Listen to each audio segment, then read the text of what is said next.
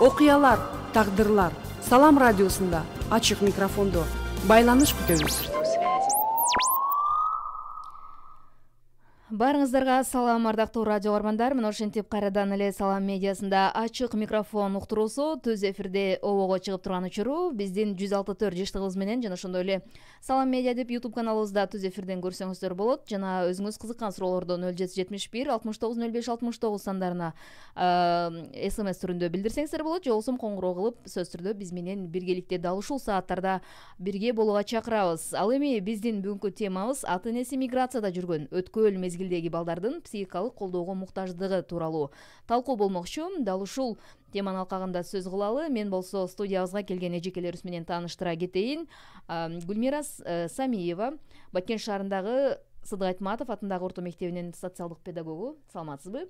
Жана ошондой эле Боролкан Эрматова, Баткен шаарындагы Кызыл Жол орто мектебинин социалдык педагогу. Кош келипсиздер студиябызга. Рахмат. Алгач биздин ушул программанын тегерегинде бизге угармандар тараптан бир атайын кайрылуу келген экен. Аны чогуу тыңдап угуп көрүп, андан кийин маегибизди баштасак. Саламатсыздарбы? Мен да ата энем көпчүлүк сыяктуу Орусияда иштейт. Сиңдим менен ийнимди өзүм карап чоңойттум. Үй жумуштарына тактап айтканда нан, оокатыбызга ата эжем келип каралашкан менен ар бирибиздин окуубузга, каялыбызга көңүл бурууга ата эжемдин убактысы жок болчу. Анткени ал күндүзү базарда соода кылчу. Ал эми сиңдимдин жашы 14 жашта. Акыркы күндөрү экөөбүз тил табыша албай, көп учурда келише албай баратабыз. Мамилеси орой. Өзү менен өзү бук болуп, ачылып, адам менен сүйлөшпөйт. Ичинде кыжаалат кылган кырдаалды айтып берсе, мүмкүн жеңилдейт беле. Элибизде айтылат го, бир сөз жеңил, эки сөз оор деп. Дал ошондой абалда болуп жатат. Акырын сүйлөшсөм укпайт. Катуураак сүйлөсөм, эшикти каттуу жаап, таарынып жатып алат. Эмне кылышымды билбей калдым. Байкашымча, бул өткөл мезгил учурунда туш болгон үчүн психикалык колдоого муктаждай сезилет. Кеңеш берип коюңуздарды өтүнөм. Демек, бизге угармандар тараптан дал ушундай кайрылуу келген экен. Чынында эле мектепте канчалган балдарга билим берип келесиздер? Алардын ар биринин өзүнүн кыялы бар, өзүнө жараша. Ар кандай үй бүлөдө өскөн балдар, анын ичинде миграцияда ата энеси жүрөт, бул жакта окуп билим алып аткан балдардын бүгүнкү күндө өзгөчө ушул өткөл мезгилде алардын психикасы канчалык өзгөрдү? Сиздерде ошол социалдык педагог катары алар менен иштешкенде эмнелерди байкадыңыздар? Ошол жөнүндө келиңиз. Гүлмира эже, сизден баштасак. Өзүңүздүн ошол мектептеги дал ушул миграция, ата энеси миграцияда жүргөн балдардын өткөл мезгилдеги курактагы алардын өзгөчөлүк сапаттары тууралуу айта кетсеңиз. Саламатсыздарбы? Мен бул ата энеси миграцияда жүргөн балдар менен көбүнчө эле иш алып барабыз. Мында чындыгында балдарга тийгизген таасири чоң. Бул миграция, мисал келтире кетсем, ошо биздин практикабызда мисал келтирип кетейин, бир эле мисалды. Мисалы, ошо ата энеси миграцияга кеткен балдардан бир окуучубуз бар болгон. Ал ошо ата энеси кеткенден баштап олимпиада, бизде олимпиада мектепте болот да, түнт болуп, аябай чөгүп, ошо олимпиада мектептин ар кандай иштериге катышпай, кыйналып өзүнү ушундай артка чегине баштады да бул кыз. Анан акырындап сүйлөшүп көргөнүбүздө ата энеси миграцияда жүрөт экен, чоң энесинин колунда калган экен. Ал ошо чоң энесине карап, ошол чоң энесинин жумуштары менен анан бошой, ушунчалык өзүнүн ата энесин сагынып куса болгондуктан өзүн артка тарта баштаган экен. Акырындап муну биз билгенден кийин ошо өзүнүн ата энеси менен сүйлөшүп, ата энеси келди, баягы кыздын келди, катышты, баардык иштерге кыз ачыла баштады. Албетте бул ата энеси миграцияда жүргөн балдарга ушу чоң энеси болобу, тай энеси болобу, өзүнүн энесиндей мээр коюп карай албайт экен да. Ошо жетпейт экен баары бир. Ошо айтат да, мен апамдын жытын сагындым деп айткан дагы балдар кездешип калат да. Мына ошондуктан миграцияга кеткен ата энелер ойлонушса, ошо балдар айрыкча өспүрүм курак мезгилде ошо ата эне балага керек болот экен. Чоң рахмат. Негизи эле биздин ушул Кызыл Жол орто мектебинде дагы дал ушул ата энеси миграцияда жүргөндөр барбы? Алар менен кандайча иштешип атасыздар? Ошол боюнча айта кетсеңиз. Микрофон жакыныраак тартып алыңыз.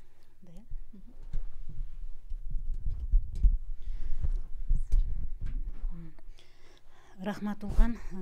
Биринчиден ата эненин баланын жашоосундагы өнүп өсүгүсүндөгү эң маанилүү ролду ойнойт ата эне.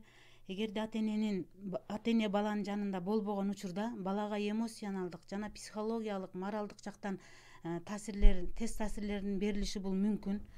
Ошол жаңы эле окуу жылы ачылганда биз балдарды тактай баштайбыз да.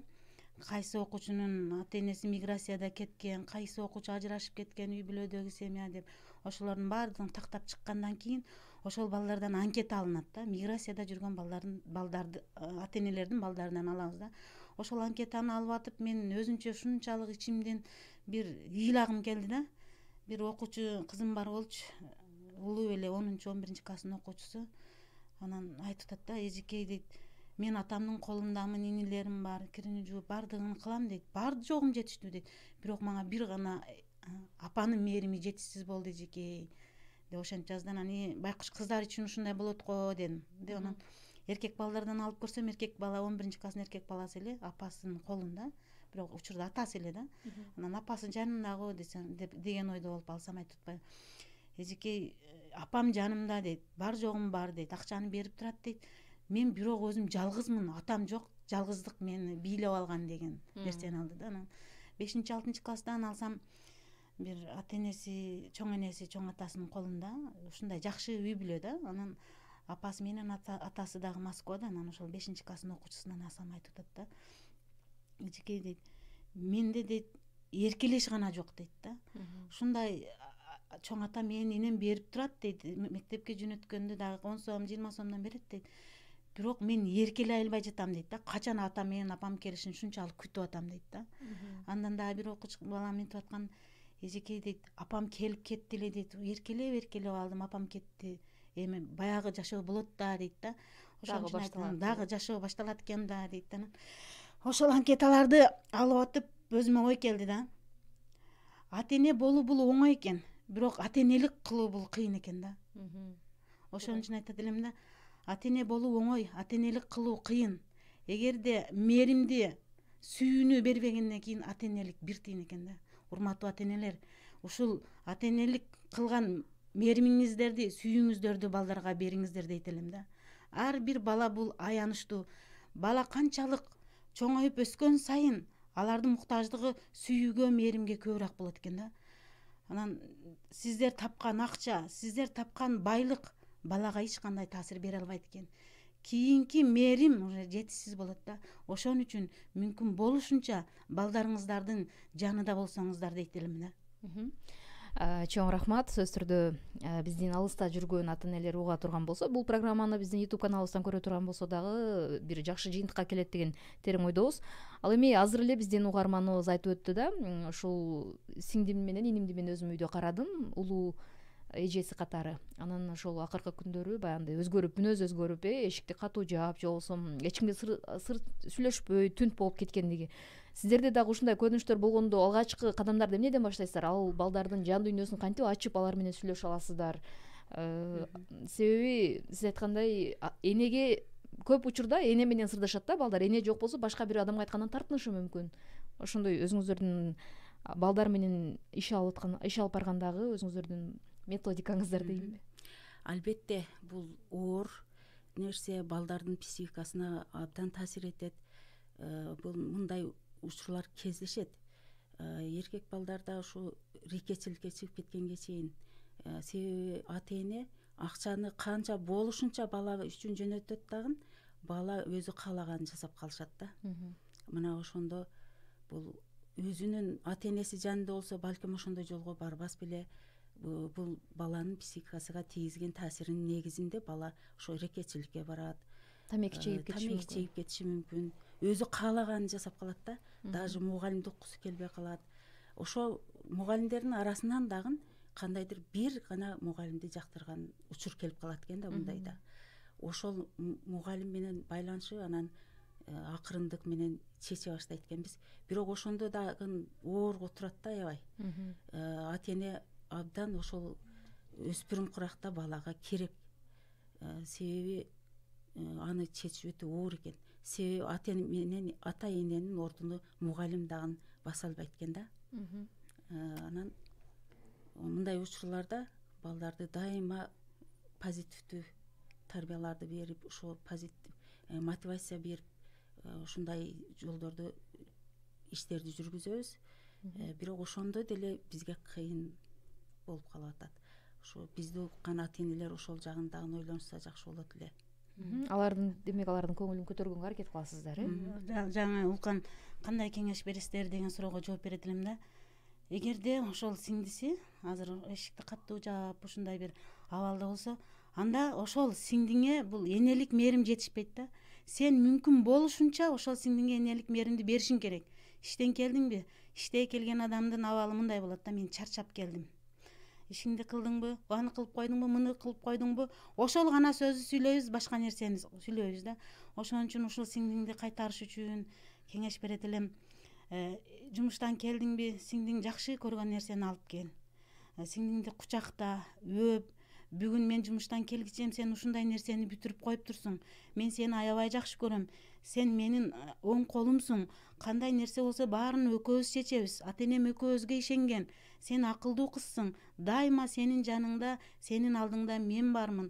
Мен кыйналсам, сен жардам бересиң деген сөздөрдү айтып, кичине жардам жакшы сөздөрдү айтсаң, мүмкүн ичиндеги болгон сезимди сиңдиң сени менен бөлүшөр. Мүмкүн болушунча эже менен сиңдинин ортосундагы дуалды сен жарып чыгышың керек. Ошондо гана ошол нерсе чечилет деген ойдомун да. Чоң рахмат. Анан негизи ушул өткөл мезгилде бул ар бир адамдын башынан өтөт болуш керек. Балалык сүйүүгө кабылат эмеспи? Мурдараак салыштырып көрө турган болсок, кат жазып, бир аз болсо да тартынып, уялып, балдардын арасында, окуучулардын арасында кандайдыр бир сестенүүлөр бар болгон. Бирөөдөн жашырып, өзүнүн сүйүүсүн акырын билдирип, бүгүнкү күндө интернет аркылуу эле дароо сүйүүсүн ачыктап, эртеси күнү эле кыз жигит болуп, кийинки күнү тартышып кеткендерди дагы көрүп жүрөбүз. Ошондой учурга кабылгандарды байкаган болсоңуздар, кандай аларга жол көрсөтөсүздөр? Бүгүнкү жаштардын сүйүүсү кандай болуп атат, балалык сүйүүсү? Мен ойлойм, мурдагы сүйүү ушундай ак барактагы сүйүүлөр болот эле. Азыр эми сүйүү деген телефон аркылуу, WhatsApp аркылуу болуп калды. Мурда бизе жооп кайтарбаса макул деп. Азыр болсо мен ойлойм да, балдардын ушундай негатив бир нерсе балдарды ээлеп алган деп ойлойм да. Анткени ошол кыз жооп кайтарбадыбы, ошол бала сабакка дагы келбей коет да. Анан ата энеси менен сүйлөшүп, ушундайго десең, балам айтпай атат, келбей атат деп, анан өзү ушундай нерсеге мен кабылдым да, чын эле. Анан классымда бир бала бар болчу, сабакка келбей, анан эмне болду десем, анан балдар айтты, бир шуң балам бар болчу. Эжекей, бул жоопсуз сүйүүгө кабылган, ошон үчүн келбей атат деп. Анан экөөбүз чакырып кабинетте сүйлөшүп калдык. Анан эмне болду десем, эжекей, мен ушул кызды жакшы көрөм, бирок болбой атат дейт да. Анан баягы кызга мажбуран өзүм жолуктум, кыз кел эми. Ушуну мектепке келтирип туралы. Сен бир аз болсо дагы сүйлөп, жакшы сүйлөп тур, анан сүйлөгөндөн кийин экөөбүз доспуз деген нерсени айтасың. Деп анан апасы менен сүйлөшүп, кыз менен байланышып, кыз анан балага сүйлөп, ошол аркылуу анан келип калган да ошол бала. Мен ойлойм, бир четиде өтө начар балаларды жакшы кыздар менен сүйлөшүп же баарлашып калса, сүйүү оң жакка дагы оңдоп берет да. Мен ошол өзүмдүн классымдагы баланы ушул жакка оңдогонмун да, ошонун артынан айтып, анан кийин ошол негизи жакшы жакка неме болгон да. Негизи ушундай баягы тартиби начар, жакшы неме балдар сүйүүгө дагы муктаж болот экен да. Бирөөнүн жакшы сөзүгө, кыздар мени тиктесе экен, мени деп калса экен деген дагы ой болот да психологиясында. Анан ошол класс менен сүйлөшөсүң да, ушул кирген маалда мындай башкача көз караш менен карагыла, мүмкүн ушул досуңарды оңдоп кетербиз. Анан баары ишинде жок дегенде бир класста 10 окуучу түшүнүп, ошондой кылалы, мүмкүн тең тушубузду оңдоп аларбыз деген ой менен бири-бирибизди колдоп, анан оң жакка өзгөрүп кеткен учурлар болгон да бул. Демек, бүгүнкү ошол өткөл кырдаалдагы балалык сүйүүлөр дагы анын психикасына жакшы эле оң таасир берип келатат деп айтасыз. Жакшы.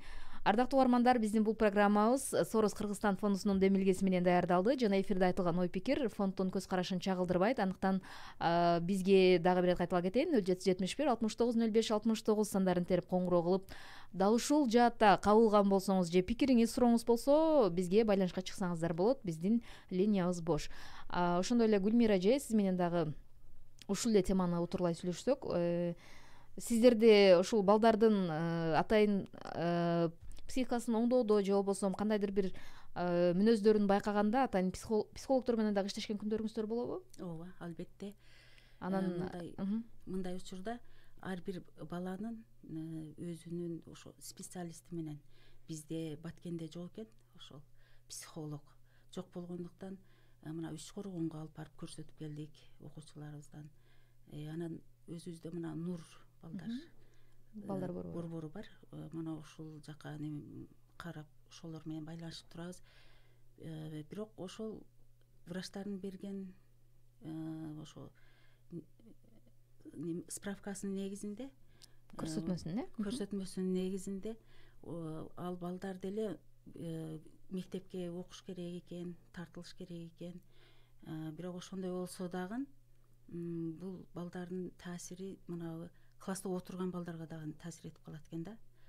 Ошондуктан мындай учурларда бизге Баткенде психолог жоктугуна абдан өкүндүрөт да. Ошо атайын психолог болсо жакшы болот эле. Атайын психолог үчүн ошого барабыз, Үч Коргонго барып келебиз.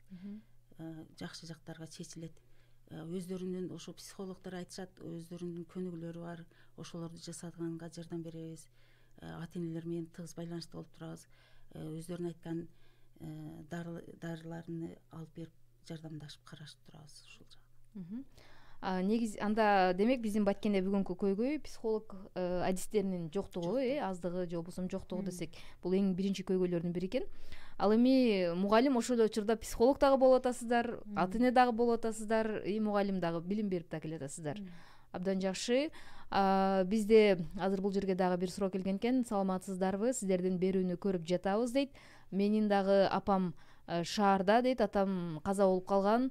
Өтө мындай сырдашканга муктаж болуп турам дейт. Демек ушундай окуучулар кээде мындай берүүнү көргөндө дагы өзү ачылып баштайт экен да. Сөзсүз түрдө кандай кеңеш беребиз? Кимге кайрылса болот? Азыр апасы жанында жок. Бул жерде мугалим менен байланыш керекпи? Анда азыр апасы жок болсо, мугалим менен байланышса болот. Мугалим бул экинчи ата-эне, досу, сырдашы. Ошон үчүн мугалимге байланышса болот. Эгер менин номерим болсо, мени менен деле сүйлөшүп, баарлашып, качан ичиңдеги ушунча бир көйгөй болуп өзүңдү кыжылат болгон учурда ичиңдеги бир көйгөйдү бирөөгө айтканыңда деле жазыласың дейт да. Ошон үчүн ушул Баткен жергесинде болсо, Баткен шаарында болсо, биз менен байланышып, баарласак, биз каршы эмеспиз. Колдон келишинче жардам бергенге даярбыз да. Негизи ушул балдардын арасында эми бардык биринчи тарбия үйдөн башталат, андан кийин мектептен алынат дейт да. Анан азыр эле айтып өткөндөй, мисалы балдар ошол өткөл мезгилге жеткенде бири менен бири команда болуп келгиле деп кечинде эшикке чыгып, баягындай сыртка чыгып, ошол эле тамеки тартып көрүп, жаман адаттарга барып кетиши дагы мүмкүн. Ошол эле учурда андай чөйрөгө аралашпаган балдар дагы бар. Демек ошондой нерседен сууруп чыгуу үчүн балдарга дагы эмне жетишпейт деп ойлойсуздар да? Мисалы алардын тарбиясына, жүрүм-турум адебине. Мындай учурда албетте мектеп дагы таасир берсе болот. Ар бир класс жетекчи өзүнүн тарбиялык сааттарда ошондой эле балдардан анкета алуу менен ошолорду кандайдыр бир коомдук иштерге активдүү катыштыруу менен тартса болот да. Спорт жагына тартса болот. Өздөрүнүн ошо бала эмнеге кызыкса ошол жагына ачып, ошол жагына шарт түзүп бериш керек да. Ата-эне менен байланышып, эмнеге баланын кызыгуусуна жол ачып берүүгө ошо шарт түзүп бериш керек. Мугалим болобу, ошол мектептин соц педагогу болобу, ошо ата-эне менен тыгыз байланышта болуп туруп, анан баланы ошол жолго тартып кетсе болот да. Мындай учурлар болот, көп эле практикабызда кездешип атат бизде. Бирок ошо тарткан учурларыбыз болуп атат. Мындан 2-3 жыл алдын улган ушундай көп болчубуз да. Идеяны каттоого келе берчүбүз. Ата-энелерди ушул шаардык мектептердин баардыгын чогулуш кылып, ата-эне менен соц педагог организаторлорду кылып чогулуш өткөзө берчүбүз. Анан баштап эле ушундай балдар кармалса, сразу милиция чыгат эле, кызматкерлери. Эжеке, сиздин окуучуңуз түшүп калды деп биринчи очередь мугалимге түшчү да. Биз анан алардын ата-энелерин таап, түн болсо ушул кечке чейин балдар менен жүрүп ушундай болчу. Мындан 2-3 жыл алдын. азыр ушул болуп калды, бир 2 жыл 3 жылдын аралыгы болуп калды, азайды да. Мен ойлоп калдым, бул жерде ата энелик кызматы күчөй баштады да, балага болгон мээрими аша баштады аздан. Кудай кааласа дагы 5-6 жылда биз мындай нерседен арылабыз деген ойдомун да. Демек ата энелердин көзөмөлү жакшы эле балдарга бурулуп калды, күчөй баштады. Абдан жакшы. Коомчулук аракет кыла баштады да. Жалпы коом киришкенде биз ошо жакшы балдарга көңүл бура алабыз да. Мун үчүн бир эле мугалимдин же бир ата эне дагы эле кыйынга туруп калат да. Коомчулук бүт көңүл буруш керек. Ушул маселени ушу алып чыгып сүйлөшө берип, жалаң мугалим болуп калып, кийин ата энени тартып чогулушка кылып жүрүп, анан Гүлмиржа айткандай коомчулук тегиз колго алганден кийин анан азая баштады да ушул нерсе. Демек бүгүнкү күндө азыр сиздер бир гана мугалимдер эмес, милиция кызматкерлери, бардык тийиштүү адистер менен бирге иш алып барып атасыздар. Абдан жакшы. Балдарды коргоо бөлүмү бүт ошолор менен иштер алып барылып атат. Абдан жакшы. Эркек балдарда ошондой адаттарды айтып өттүк, кыз балдардагы өзгөчөлүктөр азыр аларда дагы мисалы адепсиз кыздар болуп калса, атайын не деп коет, кыз келиндердин кеңеши, женсоветтер деп коебузбу, ошондой нерселер болуп турат да. Ооба, ар бир мектепте бул кыздар совети деп ар бир мугалим бекитилип, кыздар менен сүйлөшүп, кыздар советине, анан мүмкүн болсо немеден ФАПтан немелерди алып барып, гинекологдорду алып барып, жолугушууларды өткөзүп, анан мындай кичине кыздар мындай өзгөрө баштаган маалда ошол кыздар советинде жетектеген мугалим, анан соцпедагог кеңири отуруп сүйлөшүп, ошол кыз менен немесин чечебиз да, көйгөйүнү чечебиз. Негизи буга чейин ошол баягы кадимки окуунун жүрүшү болгон учурда ошондой чогулуштар менен, жыйналыштар менен түшүндүрүп аттыңыздар эле. Азыр эми быйылкы окуу жылы бул шартка байланыштуу онлайн түрүндө болуп атат. Бул боюнча кандай пландарыңыздар бар? Дагы алдыда эмне балдар менен иштешкенге, жакындаштырганга кандай пландарыңыздар бар? Жана биз айтып кеттик эле, окуу башталаардан алдын ошол көйгөйлүү балдар бизде тизмеде болот да. Телефон менен тез байланышабыз, анан телефон өчүк бир неме боло турган болсо сөзсүз түрдө үйүнө барабыз. Неме менен коопсуздук эрежелерин кармап, анан үйүнө барып сүйлөшүп, анан отуруп келебиз да. Ошол. Бизде ошо как раз кечээ соцпедагогдор менен ушу жолугушуп сүйлөштүк эле, ушу онлайндан иш алып баруу боюнча. Ошо учетто турган балдар, ошо эми бизде мектепте эми учетто турган балдарыбыз жок болсо дагы, баягы өзүбүздүн ички учетубузга коюп алабыз да, ошондой коркунуч келтирген балдардан. Ошолор менен ата энелери менен айрыкча тез байланышып турабыз. Ата энеден уже ошол бала кандайдыр өзгөрүүнү ата эне дагы байкап турат да. Чоң энесине таштайбы, тай энесине таштайбы. Ошондо ата энелер, ошо тай энелери байкап, ушундай өзгөрүш болуп атат дегенде, анан биз ушул бала менен байланышып, ошону дагы башкача жолдор менен ата энеси менен сүйлөшүп, анан өзүбүздүн ошондой телефон аркылуу иштерибизди жүргүзүп атабыз да азыркы учурда. Демек балдардын баягы келечегин көрүү үчүн алардын жакындан таанып билиш керек. Аларга сиз жана айтып өткөндөй спорт жактан кызыктырып, неге кайсыл тармакка кызыкса ошол багытын ачып бере турган болсок, анда баягы аккан арыктан сугат болуп, жакшы эле жыйынтык болуп болуш керек. Анан бардык нерсе ошол жаман адаттар, алардын бардыгы бош убакыттан, бекерчиликтен, анын ата энеси кароосуз, баягы көзөмөлсүз калгандан келип чыгат болуш керек. Бул жерде сөзсүз түрдө ата эненин ролу абдан чоң экенин баса белгилеп өттүк. Чоң рахмат анда сиздерге. Бизге бөлүнгөн убакыт дагы аягына чыгып баратат. Эркин микрофон берейин. Өзүңүздөрдүн кайрылууңуздарды, пикириңиздерди айтып алсаңыздар болот. Урматтуу ата энелер, ушул эфирден пайдаланып айтат элем. Келиңиздер, балдарды кароосуз калтырбайлы, мээримсиз калтырбайлы. Сиздер тапкан акча, сиздер тапкан байлык балага дайым жетишсиз. Бала мээрим көрбөй, сүйүү көрбөй чоңойгон бала бул сөзсүз түрдө мерез же болбосо мээримсиз бала болуп чоңоет. Баланын жытынан, баланын күлкүсүнөн эч бир бакыт жетпейт. Баласы бар адам дүйнөдөгү эң бактылуу адам дейт. Келиңиздер, балдарды чогуу бирге тарбиялайлы. балдар биздин келечегибиз. Урматтуу ата энелер, келиңиздер, дагы бир жолу айтам, балдарды жалгыз калтырбайлы. Сиздердин тапканыңыздар бардыгы жакшылыкка, балким ойлоймун, сиздер дагы балдарыңыздардын келечеги үчүн, жашоосу үчүн ошол жакта жүргөндүрсүз, бирок кийин ал кеч болуп калат деген ойду айтат элем. Баардык нерсе өзүнүн кезегинде болгону жакшы. Мен дан ошо бурулга кошулам. Гүлмира эже, азыр сизге ошол акыркы өзүңүздүн жыйынтыктоочу оюңузга чейин бир суроо бергим келип кетти. Оюма жана эле эфирден сырткары сүйлөшкөнүбүздө өзүм дагы ошол миграцияда жүрүп келдим, башымдан өттү дедиңиз эле. Ошол окуяны айтып өтсөңүз мүмкүн биздин кээ бир угармандарга таасир бериши мүмкүн. Мен ошо эл сыяктуу эле биз дагы мындай кыйын заманды өткөргөнбүз башыбыздан. Анан ошол учурда мен деле ошо Россияга барганымда, ошондо азыр эми элестеп кетти, балдарым ушундай ыйлаган бойдон калган болчу. Анан келгенден кийин уже балам айтып атпайбы, апа, эгер мен балалуу болсом, мен Россияга балдарымды таштап барбайм деди эле да. Азыр эми Кудайга шүгүр, мына балалуу болду. Эми унутуп калат экен, балага бат айтып туруш керек экен. Баардык нерсени эскертип туруш керек экен. Азыр эми өзү балалуу болуп, апа биз барып келбейлиби деп калат. Анан ушул сөзүң эсиңдеби десем, жок, унутуп калдым. Уже эсинен чыгарып койгон да бала. Анан ошо сөзүн эсине салып коем да, анан жок, ушул балдарды бирге эле чоңойтолу деп. Абдан жакшы. Калтырып атам. Рахмат сиздерге убактыңыздарды бөлүп. Ушул немеде мугалимдер отурчу бөлмөдө усулканада отурсак, бир кыргыз тилчи эжекей келип анан мен бүгүн тапшырма бердим эле, бир 10 мүнөттүк балдарга нан деген дил баян жазгылачы деп ушундай айтты да. Анан эжеке ушундай көздөрү башкача болуп айтып атат да. Анан эжекей айткандан кийин биз дагы чогуу ыйладык да. Анан бир окуучу мынтип жазыптыр дейт да. Нан ушунчалык ыйык, нан бул байлык.